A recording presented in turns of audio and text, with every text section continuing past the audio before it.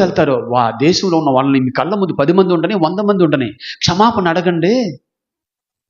మన దేశం బాగుంటుంది.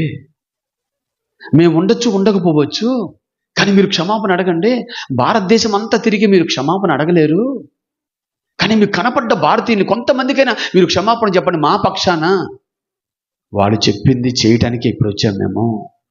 ఒక్క మాట మీరు ఇప్పుడు చెప్పండి, మమ్మల్ని క్షమించాము అని చెప్పండి.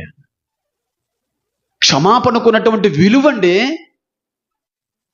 ఈ రోజున మనం క్షమించడానికి ఎంత కష్టపడుతున్నావు, నువ్వు తెగించలేకపోతున్నావు, బిగుసుకొని కూర్చుంటున్నావు.